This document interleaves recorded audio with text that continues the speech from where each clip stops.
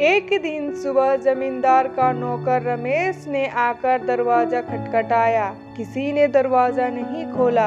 रमेश द्वारा बार बार दरवाजा खटखटाया गया और मालिक को आवाज लगाई गई, लेकिन काफी समय तक दरवाजा न खोलने पर आखिरकार रमेश ने दरवाजा तोड़ दिया। जब उसने दरवाजा तोड़ा तो जमींदार और उसकी पत्नी का शव फर्श पर पड़ा हुआ था। जमींदार और उसकी पत्नी का शव देखकर रमेश रोने लगा और शोर मचाया। जब रमेश की आवाज सुनकर आसपास के लोग इकट्ठा हुए तो सभी ने शंका जताई कि जरूर ये किसी काले शक्ति का काम है। इसी दौरान मुखिया बीसबार दास भी वहां पर पहुंच जाता है। जमींदार और उसकी पत्नी की मौत पर शोक प्रकट करते हुए कहता है कि अगर हमने इस काली शक्तियों का अंत नहीं किया तो पूरा गांव धीरे धीरे खत्म हो जाएगा। इसीलिए हमें इन काली शक्तियों का कोई उचित समाधान करना चाहिए। मुखिया सभी गांव वासियों से कहता है कि हमें मिलकर चुटिया वाले बाबा के पास जाना चाहिए। बाबा ही इस काले शक्तियों का समाधान निकाल सकता है। इसके बाद सभी गांव वाले वापसी चुटिया वाले बाबा के पास पहुंचते हैं और अपनी विविधता से उन्हें अवगत कराते हैं। चुटिया वाला बाबा गांव वासियों की समस्या सुनने के बाद उन्हें एक एक घंटी देता है और कहता है कि जब तक यह घंटी आपके पास रहेगी तब तक वह काले शक्ति आपका कुछ नहीं बिगाड़ सकती। घंटी लेकर सभी गांव वाले वापसी घर लौट आते हैं। अगले दिन रमेश जब नहाने के लिए जाता है तो घंटी बाहर भूल जाता है। इसी दौरान मौका का फायदा उठाकर वह काली शक्ति वहां पर पहुंच जाती है। जब रमेश ने काली शक्ति को देखता है तो दंग रह जाता है, क्योंकि वहां पर जुड़वा चुड़ैल थी। आज तुम हमसे कैसे बचोगे? तुमने हमारे पिता के साथ मिलकर हमारी हत्या की थी। आज हम तुम्हें नहीं छोड़ेंगे। इतना कहकर जुड़वा चुड़ैल रमेश पर हमला करती है तो रमेश गिड़गिड़ाकर उनसे अपनी जान की भीख मांगने लगता है, लेकिन जुड़वा चुड़ैल उस पर तरस नहीं खाती और उसका गला दबाने लगता है।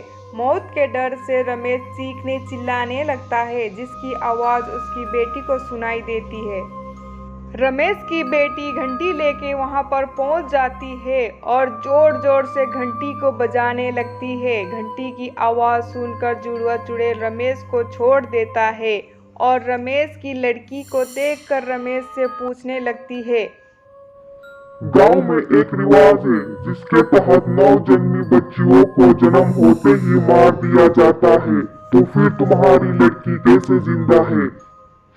रमेश जुड़वा चुड़ैल को समझाते हुए कहता है वह गांव के इस रीति रिवाज को नहीं मानता है, इसीलिए उसने पूरे गांव से अपनी बच्ची को छुपा कर रखा है। इतना सुनने के बाद जुड़वा चुड़ैल रमेश से कहती है, अगर तुम अपनी बच्ची को बचा सकते हो तो फिर हमें हमारे माता पिता के साथ मिलके क्यों मारा? यह सुनकर रमेश उन्हें कहता है कि मैंने तुम्हें नहीं मारा, तुम्हारे माता पिता ने मुखिया के साथ मिलकर तुम्हारा वध किया था।